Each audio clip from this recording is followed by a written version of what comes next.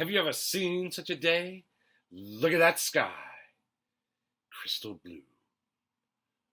What a day. I could swim my way home. What a day.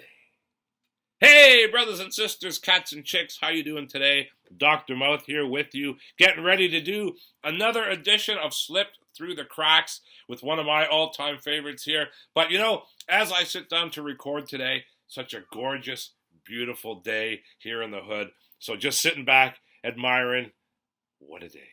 What a beautiful day. And it's going to be a beautiful day for you too, ladies and gentlemen, because if you don't know about this musician that I'm going to tell you about, you're in for a treat. Truly what I would call a visionary character. He may not have reached the levels of, say, a David Bowie or a Prince, but really, I think what the guy did, and you listen to it now, I can't even think of anything that sounds like it, a real visionary character and a unique character on the Canadian musical landscape. And that's what I'm going to talk about today. Now, and the other thing that's going on as I record this, people are really getting into this thing on Facebook where they're posting the albums that influence them a lot and that they still listen to. So they're just like posting the cover, maybe a couple sentences, and you know, maybe a clip of music if you're lucky, right? And it's just like, well, what's the point? Yeah, the cover is great, and albums have iconic covers. There's no doubt about it. But let's hear a little bit about it. Why can't we hear some of the music? So I thought instead of just doing a post like that, it's not enough for me. I just can't be satisfied that way. So I'm going to just do a whole thing on someone that totally influenced me, totally influenced the way I look at music, and luckily was also someone that influenced the way I think about life in general because I actually got to meet this guy and spend some time with him. So I'm talking about none other than Nash The Slash, one of Toronto's, Canada's, the world's most unique instrumentalists, musicians, characters, personalities, personas. The guy was absolutely fantastic. He started out in this band FM here. This was their big album Black Noise that Nash was a part of. And this had like a kind of a modest FM hit on it. It was called Phasers on Stun. And I'm just going to show you this quickly. There's a great picture of Nash in here because he's quite young at this point. That's him right there playing the violin with the top hat on and the coat. He's kind of started to craft his later persona, but he hasn't really fleshed it all out there yet. But he's on his way. So, and this record, it was like moderately successful. It wasn't like a super huge hit or anything like that, but it kind of got the ball rolling. And for what reason, I don't know. I never really asked him about this, but he left FM after that record. He joins the band later on, maybe about 6 or 7 years down the road. He joins them again in the mid to late 80s, but he's not, after that album, he leaves. So he starts to do his own thing, and it's this really awesome form of electronic, I want to call it electronic heaviness, because to me that's what it is. But what he's done is that, you know, this is that time period, late 70s, music's starting to change a lot. The punk spirit is around now. People are thinking about different ways to present music. Technology is starting to develop a little bit, albeit, you know, at a slower rate than it does today. Technology is still starting to develop, so that's helping aid things. And you have unique artistic guys like Nash The Slash, who grew up on the progressive prog rock. He loved old school prog rock. He turned me on to several cool prog rock bands like Chapter 3, which was Manfred Mann's band he had before the Manfred Mann Earth Band. He had Chapter 3. Great, really unique progressive rock. Nash was a very educated man. He knew a lot about different kinds of music, so he kind of understood all that, and he was able to take that influence, combine it with this idea of he's using all electronic instruments, but no guitar.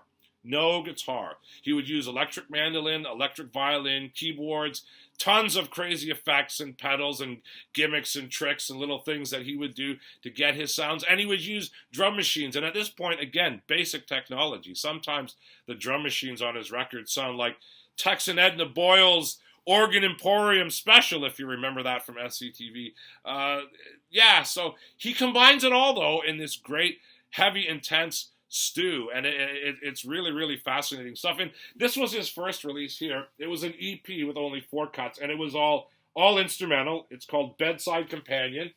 There's the back cover there. Now, it was released on 45, as you can see up here, but an actual Toronto DJ played it on the air at 33, So when Nash did the CD reissues years later, he put on both the versions at 45 and 33 just because that DJ did that. And this, I mentioned Nash had a sense of humor. Here's a great thing illustrating his sense of humor. The album's all instrumental, so he put this on the inside there. I thought that was very considerate of him to do that. And again, here's a picture of him. And again, the first record here, isn't full blown on the persona yet. It's there, the glasses, the hat, the violin, it's coming, but not completely in place. So that's his first record there. And then this one came next, and it's also all instrumental, but it was full length, and it's called Dreams and Nightmares. And there, check that out. There's the full-on Nash The Slash persona right there. With the bandages, with the suit, the glasses. Now, he doesn't have the top hat on in this picture, but he would wear the top hat quite a bit. But that was your look of Nash The Slash. So picture that on stage with a violin, all these big racks of keyboards and effects and gear all around him, and that's what Nash was. He was absolutely fantastic. Now, this one, if I'm not mistaken, has Un Chien and Lu right here, which is one of the other great things that was amazing about Nash. He wasn't just a performer that would play like at rock clubs or open for other bands and stuff.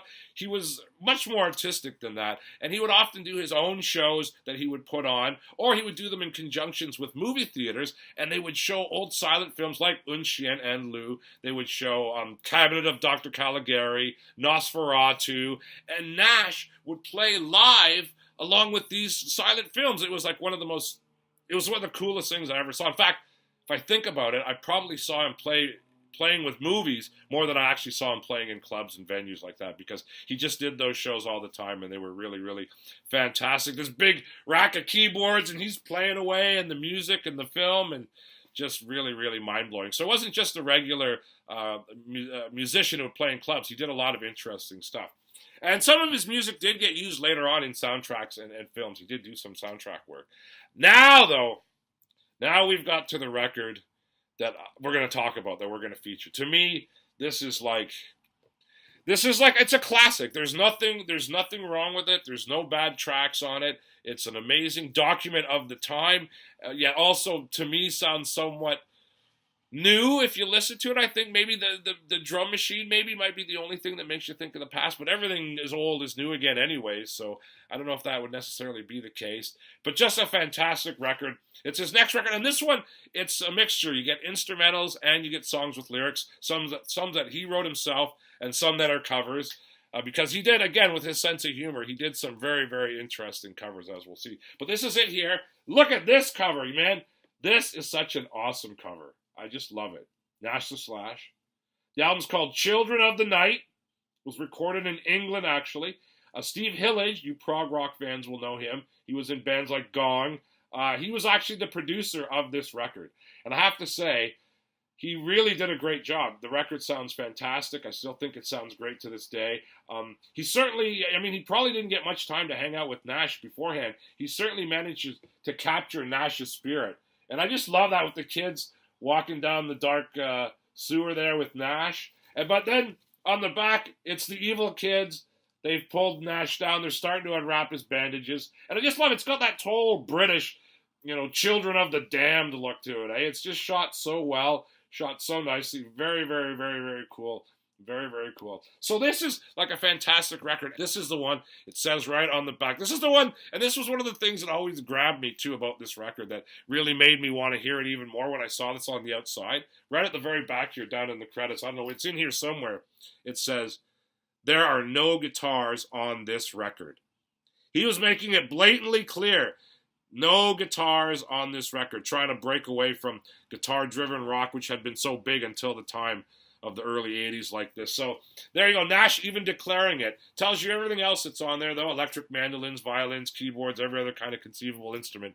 But no electric guitar. So you want to hear what that sounds like? Because he manages to pull it off. I'm sure there are tons of guys that like old rock records and that. If you listen to this, they would love it because it's still got that intensity from what he's able to do. So we're gonna illustrate that right off the bat. He starts the record off with a great version of Tchaikovsky's Peter and the Wolf, the main theme from the opera Peter and the Wolf by Tchaikovsky, and it's fantastic. And the way it starts out too, it's such an awesome blast of just sound right off the top with all the wailing mandolins and violins, and but you're gonna think it's guitars. You're gonna think it's all crazy guitars and stuff. It's really, really great the way he did it here. So without further ado, let's start this off here. He just calls it Wolf, and it is Nash the Slash from Children of the Night.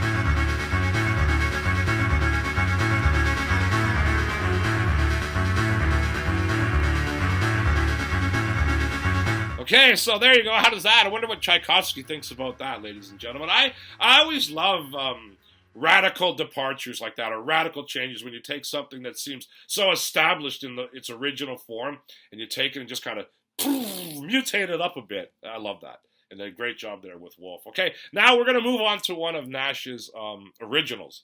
And this is, I'm not really sure what the song's about, and nor do I really want to know. It might be just a lot of silly wordplay, but I really like it. It's really kind of a menacing, creepy kind of song. It would go good in like an old, German-directed film noir there from the 30s or 40s. I think it would look pretty cool in there. It's called Swing Shift 69, and it's creepy, it's dreamy, and it's Nash the Slash with his mandolins and violins coming for you.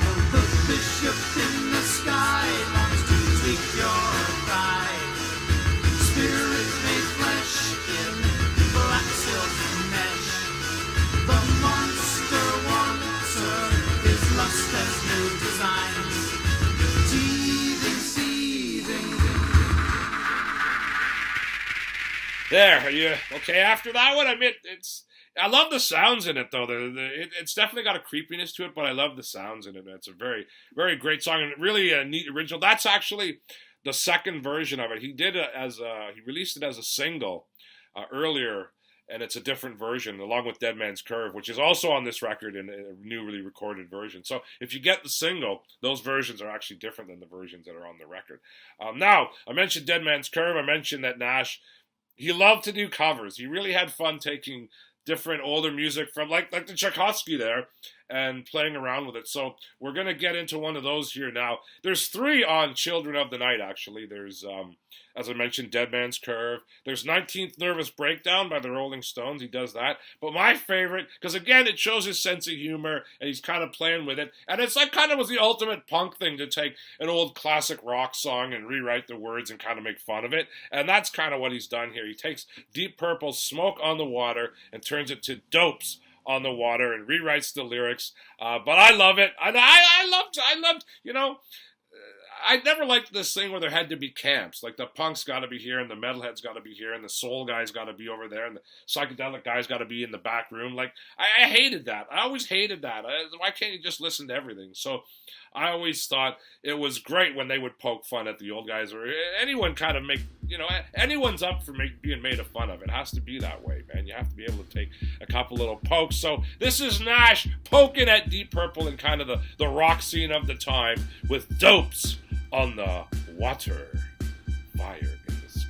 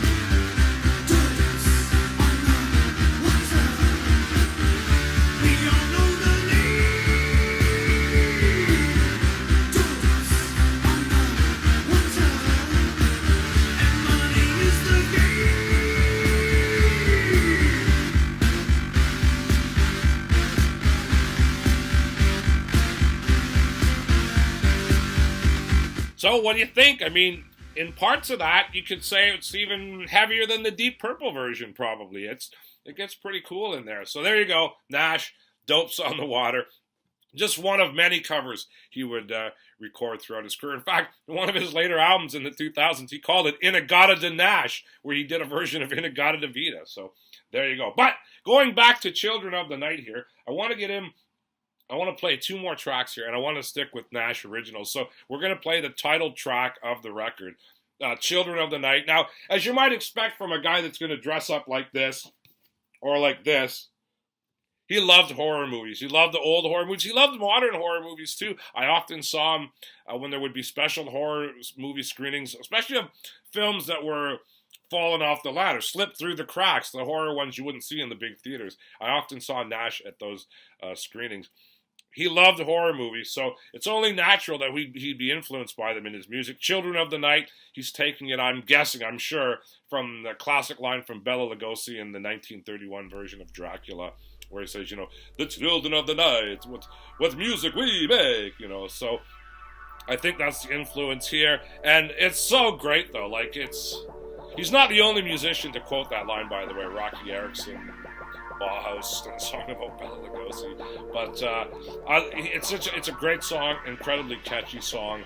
And I always play this one every Halloween. When the kids are coming around for candy, you get out the Nash The Slash, and in particular, Children of the Night. So let's get into it here. Let's creep out a little bit with Nash and those evil, deadly children of the damned night.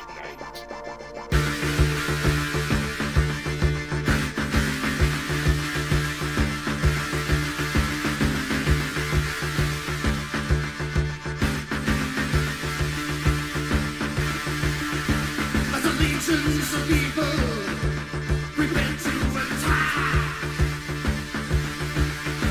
The claws of raw fear sink deep in your back. Well, that's when the forces, the scale has to full pitch, and the offspring of bloodlust begins to bewitch. Oh, we're the children of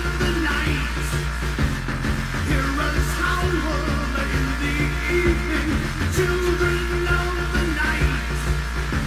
And when you're dead, you will be leaving. Hang out the wolfbane and fasten the locks. And when midnight arrives, you turn back the clocks. And nothing can save you from certain demise. But imprison your soul with one flash of eyes. We're the children of the night. Hear us howl in the evening. Children of the night. And when you're dead, you will be leaving.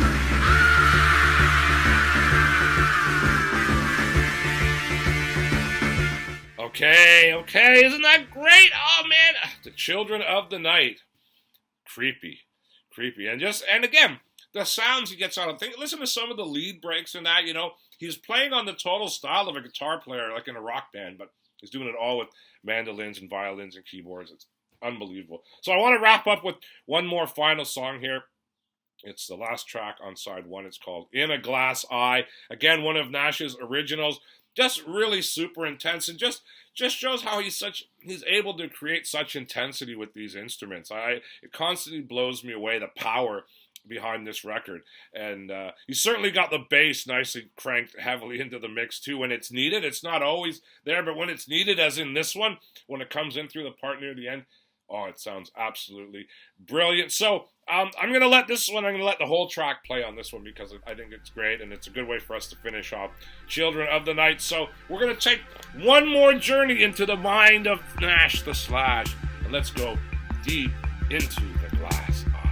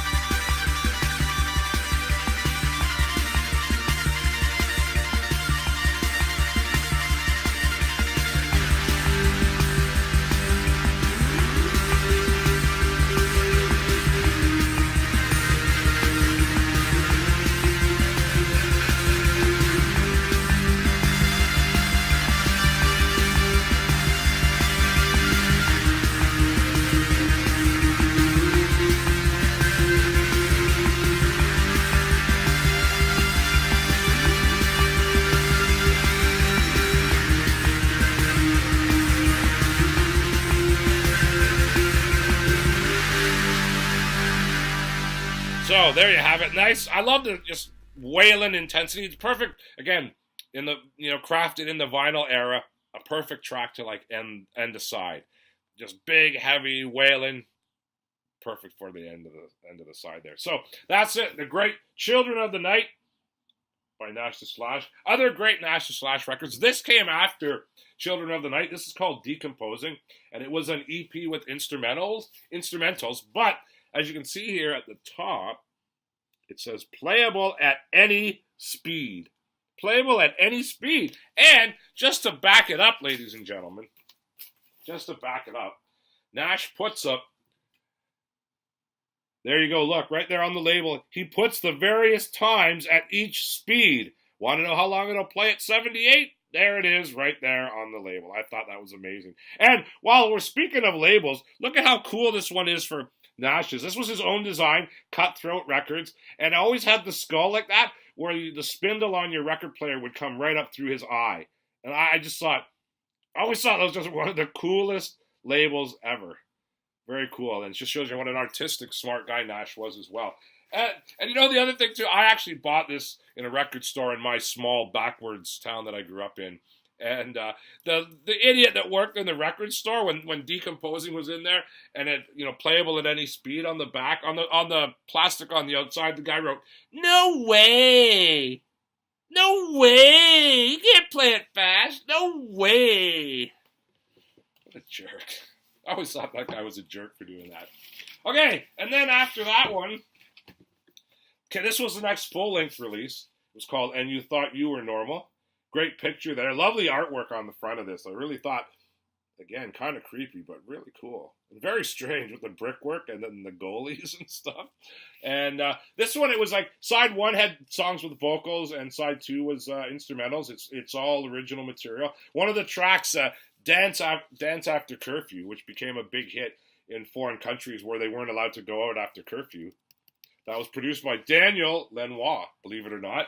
Early production job. Now this was the big one that where Nash really tried to go for a bit of like commercial mainstream success. This one is completely covers, and it was aimed, I think, at the American audience, obviously here, with him having his bandages done up in that style like that, and then having the Star Spangled Helmet and the flag there. This, by the way, I don't know if I mentioned that's his mandolin that was shaped like the crazy skull in that. I always thought that was such a wicked looking instrument. Love how that looked there. So this was Nash trying to go for broke. He does We're American Band by Grand Funk. He does Born to Be Wild. He does 1984 by Spirit. He does a very strange version of Psychotic Reaction on here. I have to say I was not a huge fan of it. But this was kind of the try. It was produced by Michael Waite, who also was a musician at the time. He produced a lot of FM's records as well.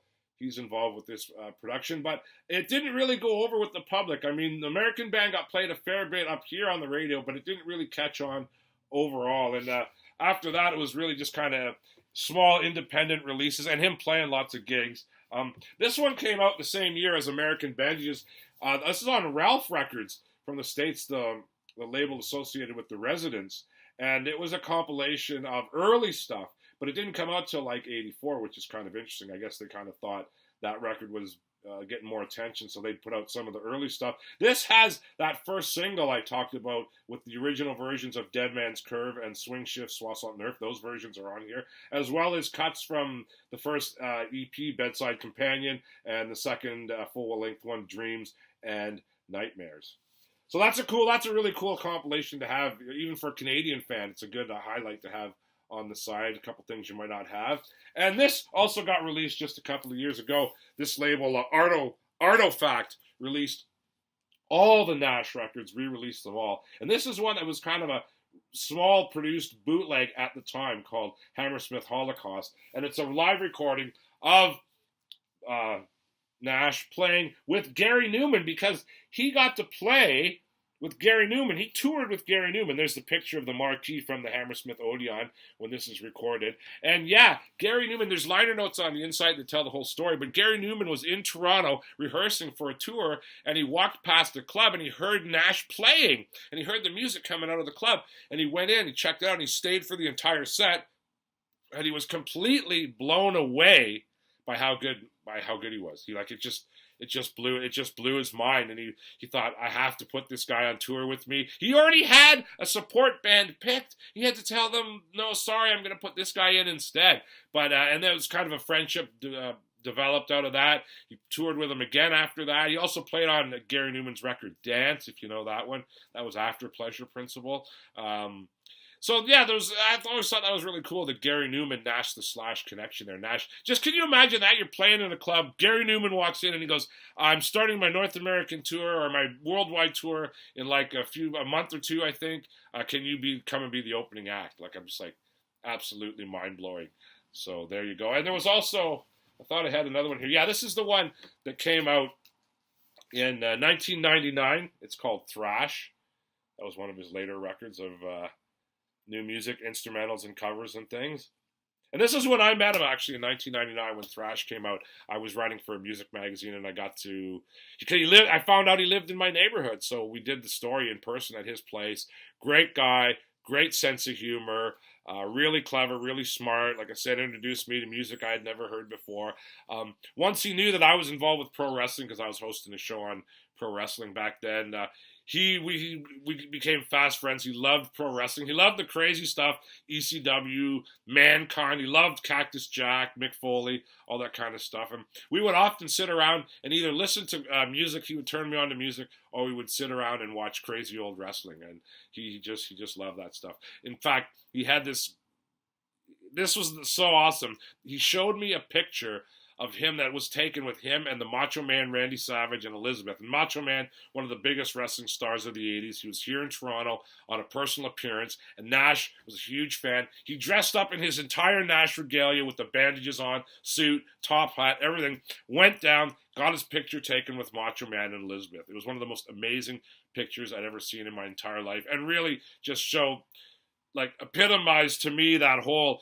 the way that pop culture and pro wrestling cross over, and the way that they're so similar with personas and gimmicks and ideas and playing a character for the public. That picture just epitomized it for me. Seeing Nash in his gear, Macho Man in his gear, absolutely fantastic. So Nash The Slash, a great Canadian talent, someone that should not be forgotten. I hope you enjoyed getting a sampling of Children of the Night. Please check out more of Nash's music. It's out and about. Like I said, the records just got re-released within the last year or two, and should be readily available for you to listen to. Really talented guy, and a really fun guy, and a really clever guy, and leaves behind a great musical legacy. He passed away in 2014. He was aged 66. It was rumored to be a heart attack. So there you have it. A great, talented man, and someone you need to check out his music. So that's why Dr. Mouth is here, to let you know it slipped through the cracks, but once again, it is here for you to listen to. So I'm going to get on out of here so you can go listen to more Nash The Slash. But thanks very much for watching. You can check me out on Instagram. You can check me out on Twitter. And of course, if you want to subscribe, that's the easiest way to check out videos, because if you subscribe, they just poke you with a stick and go, hey, there's a new video there from this crazy clown. You should go watch it. So there you do. Just hit the subscribe button. That's the easiest one, in my opinion. And that's it. I'm out of here. Dr. Mouth. And once again, I thank you for watching.